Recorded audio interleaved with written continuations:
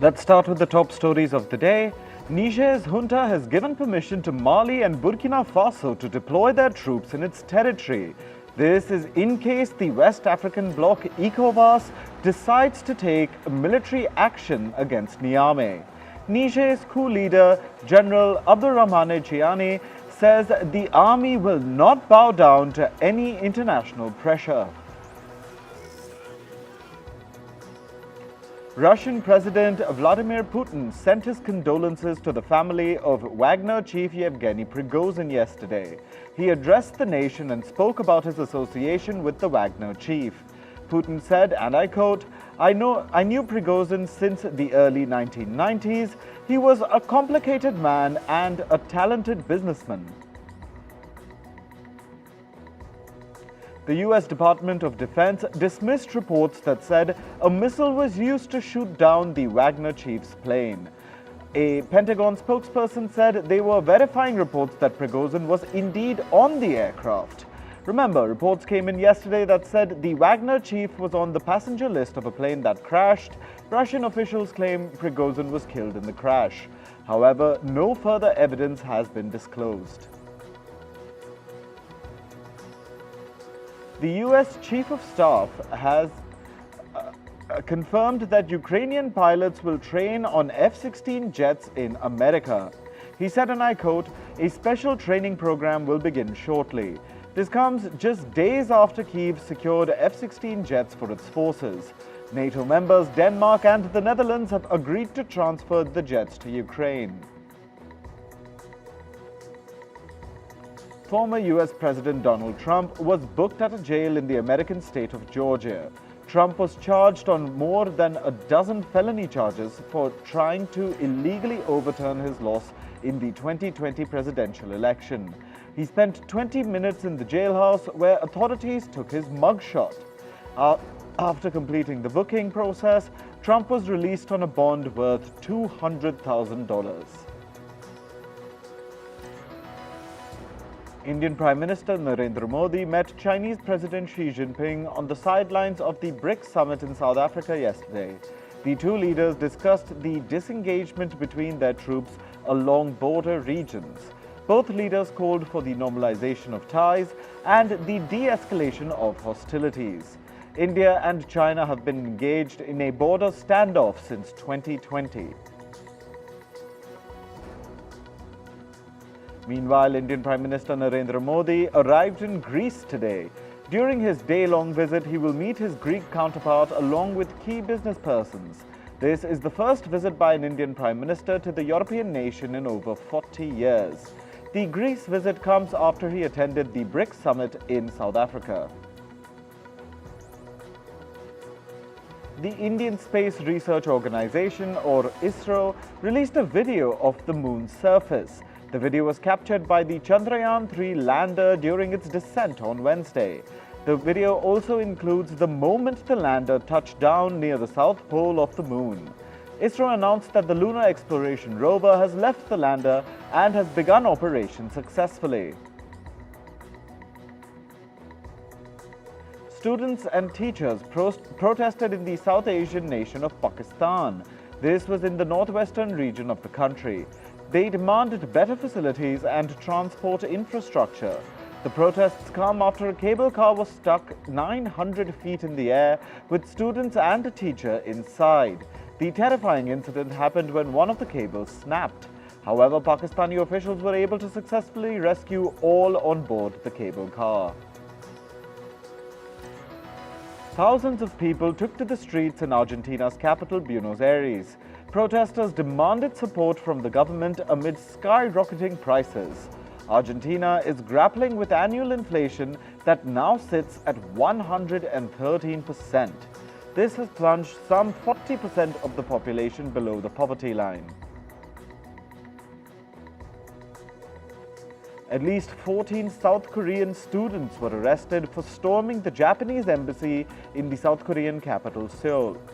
The students were protesting Japan releasing treated radioactive water. The water is from the Fukushima nuclear plant and it's being released into the Pacific Ocean. Some demonstrators made it to the 8th floor of the building where the Japanese embassy in Seoul is located. The South Korean government condemned the actions of the students. For a climate perspective on this, experts have warned that Japan's Fukushima water discharge could pose a threat to the global marine system. Some environmentalists have warned that the treated radioactive water will gradually spread around the globe. This could impact the marine ecological environment, food safety, and human health. Japan started discharging treated water from its Fukushima nuclear power plant on Thursday. The breeding activities of emperor penguins are under serious threat from climate change. Up to 10,000 young penguins are estimated to have been killed. Scientists found that the species suffered a catastrophic loss of breeding ground in 2022. This was due to the melting of ice in the Antarctic. The sea ice underneath the penguin chicks melted and broke apart before they could develop their waterproof feathers. The birds most likely drowned or froze to death. Satellite images show smoke rising from wildfires in the U.S. state of Oregon. There are at least 2 ongoing fires in the area. The U.S. National Weather Service has issued a red flag warning. This means certain weather conditions can increase the risk of fire danger. At least 5 people have been killed in the forest fire in the South American nation of Peru. 10 others have been injured. The blaze lasted 4 days and burned more than 200 hectares of land. Authorities are still investigating what caused the blaze. A wildfire that started in Greece's capital, Athens, has spread to the town of Menidi. About 150 people have been evacuated from 3 nursing homes in the region. Police have also ordered others to evacuate. A helicopter dropped water to douse the fires. Meanwhile, in Greece's northwestern region of Evros, fires burned for a 5th day. It has left behind a trail of destruction, with homes and cars burning.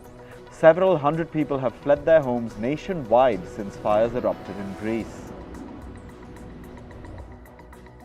The Ruto Glacier in Italy is melting as a new heat wave grips the country. According to Italy's Environment Association, it is increasingly threatened by the effects of climate change. The glacier has lost about 4 square kilometers of surface area since 1865.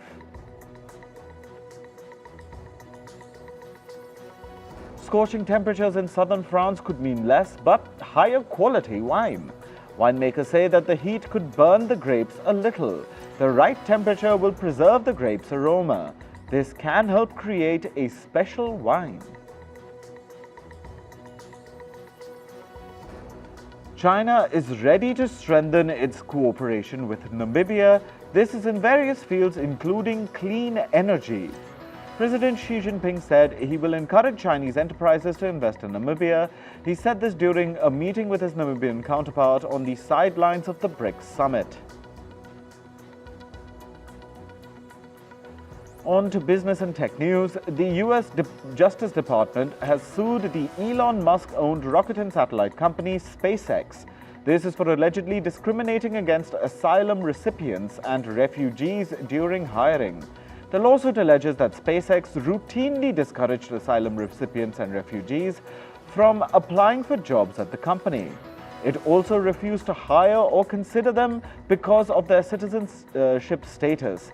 This violates the U.S. Immigration and Nationality Act. US-based Spirit Airlines has agreed to pay up to $8 million. This is to settle a lawsuit brought by its passengers. They have accused the carrier of charging surprise carry-on baggage fees. These were charged on tickets booked to third-party travel services. Household electronics maker Whirlpool has agreed to pay a fine of nearly $12 million. This is to resolve charges imposed on it by the U.S. Consumer Product Safety Commission. The CPSC has accused Whirlpool of failing to report an issue with its cooktops in a timely manner. It said that many customers had complained about the cooktops turning on by themselves, raising fire risks. However, Whirlpool waited until receiving 157 complaints before reporting the issue. This includes 2 cases of minor burns. Telecom company T-Mobile has said that it will cut 5,000 jobs in the United States. This will reduce its workforce by 7%. The job cuts will be carried out over the next 5 weeks. It will target corporate technology and back-office roles. The layoffs will not impact T-Mobile's retail and consumer care divisions. MasterCard and crypto exchange Binance will end their 4 crypto card programs. These programs are in Argentina, Brazil, Colombia, and Bahrain. The Binance card allows consumers to make payments in traditional currencies using their funds in crypto assets. The service is set to end in September. Clothing retailers Shein and Forever 21 have entered into a partnership. Under the new partnership, Shein will acquire around a third of Forever 21's operator, Spark. Spark will also take a minority stake in Shein. The partnership will allow Shein to sell Forever 21 clothing and accessories on its site.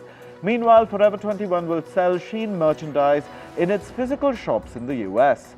This will allow both the retailers to reach a wider range of customers. The unionized workers of South Korea's Hyundai are voting on whether to hold a strike. This comes after 2 months of talks with the company over wage hikes and an extension of the retirement age. The talks were stalled last week.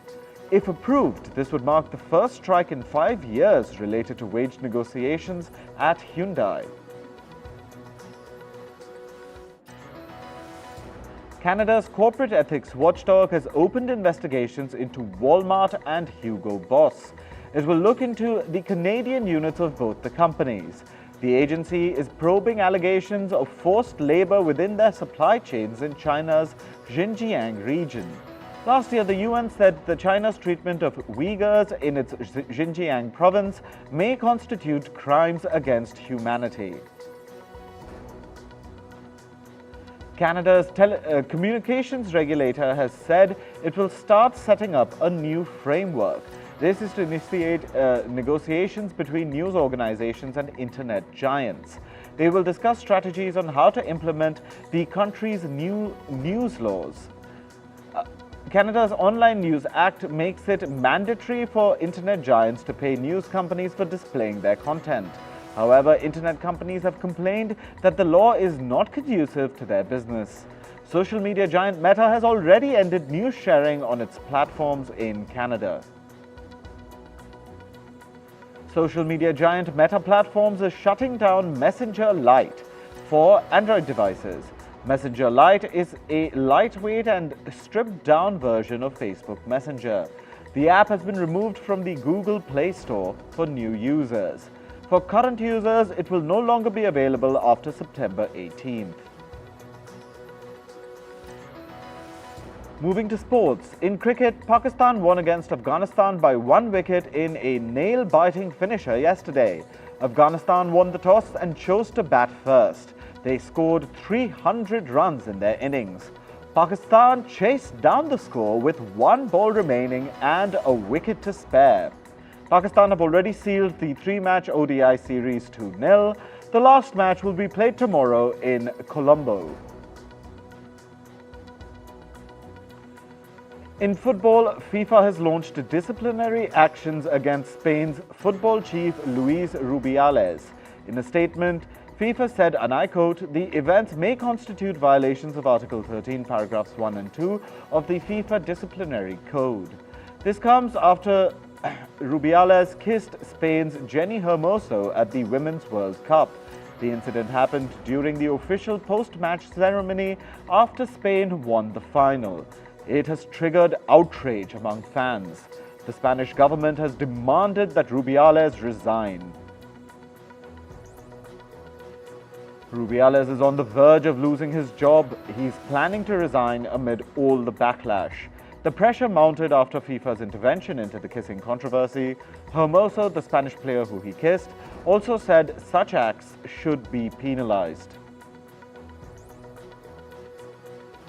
Al Ittihad beat Al Riyadh 4-0 in the Saudi Pro League yesterday. French striker Karim Benzema netted his first goal for Al Ittihad in the 17th minute. Abdelrazak Hamdallah scored twice for Ittihad, giving them a comfortable lead. The final goal for the Saudi club came 3 minutes into second half injury time.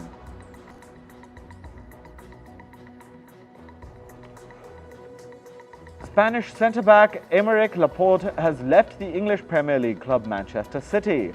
Laporte will now join football star Cristiano Ronaldo at the Saudi Pro League giant Al Nassr. The 29-year-old took to social media to announce his farewell message. Al Nassr have reportedly paid over $29 million for his transfer. In badminton, Indian shuttler H.S. Pranoy entered the quarterfinal of the BWF Championships yesterday. He upset his Singaporean opponent 21-18, 15-21, 21-19 in the round of 16. Pranoy will next play against Victor Axelsen of Denmark today. Meanwhile, Indian duo Chirag Shetty and Satwik Sairaj Rankireddy also won at the BWF Championships. They beat their Indonesian counterparts 21-15, 19-21, 21-9 in doubles. Shetty and Rankireddy will now face a Danish pair in the quarterfinal today. In chess, the final match of the FIDE World Cup final took place yesterday. India's R. Pragnananda lost to Norway's Magnus Carlsen in a tie-break. This is Carlsen's first FIDE World Cup win. The Indian prodigy will be seen in action at the Candidates Tournament next year. In athletics, Jamaica's Antonio Watson won gold in the 400-meter men's race at this year's World Championships. He reached the finish line in 44.22 seconds to take home the title. With this, Jamaica have won 2 gold medals in the championship. Meanwhile, America's Noah Lyles entered the final of the men's 200-meter race yesterday. Lyles clocked a time of 19.76 seconds. The 26-year-old is looking to clinch the 200-meter gold after having recently won the 100-meter title. In the world of entertainment, Oppenheimer's director Christopher Nolan apologized to actor Florence Pugh. This was over the short screen time given to the actor in the movie. Pugh responded to Nolan and said the size of her role didn't matter. She added, and I quote, "Even if I was a coffee maker, I'd have done it." Actor and comedian Pete Davidson and his partner Chase Sui Wonders have called it quits. The couple are breaking up after dating for about a year. The breakup comes 2 months after Davidson checked himself into rehab after struggling with post-traumatic stress disorder. Legendary artist Beyoncé opened up about dealing with miscarriages. This was in an interview during her ongoing Renaissance tour. Beyoncé said it was the saddest and lowest point in her life. She also said she wouldn't have made it through without support from her husband, Jay-Z. The singer experienced multiple miscarriages before becoming a mother in 2012. Singer Ed Sheeran has announced a new album called Autumn Variations. Talking about his upcoming work, Sheeran says, and I quote, "The album has emotions like falling in love, dealing with heartbreak, and overcoming depression." The album will have 14 tracks and is scheduled to release on the 29th of September.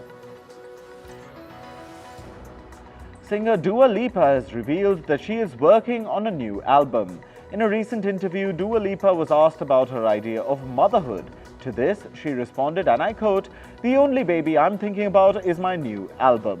She added that work on the new album has begun and she has plans to release it next year.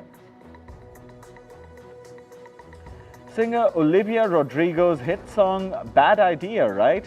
Has hit Billboard's #1 rank in the Hot Rock and Alternative Songs chart. The song is part of her forthcoming project titled Guts, which will release on the 8th of September. Rodrigo is now tied with popular singer Taylor Swift. This is for having the most songs at the Billboard's #1 rank in the Hot Rock and Alternative Songs category. Both singers have had 2 songs each at the #1 spot since their careers began. Singers Justin Timberlake, Timbaland and Nelly Furtado are reuniting for a new song. Taking to social media, Timbaland announced, and I quote, "We are back, the Kings have returned." The trio shared a teaser video announcing their collaboration. They last performed together 16 years ago in the song Give It To Me. Music icon Carlos Santana sparked controversy over his latest remarks on the LGBTQ+ community. During a concert in the American state of New Jersey, Santana said, and I quote, "A woman is a woman and a man is a man." He further said, "Whatever you want to do in the closet is your business." The guitar legend's comments drew mixed reactions from the crowd. Some expressed discomfort, while others applauded the remarks. Fans of legendary singer Prince are in for a treat.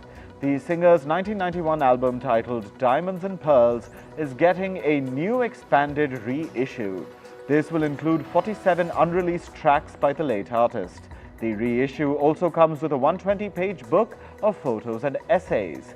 Prince's album is slated to release on the 27th of October.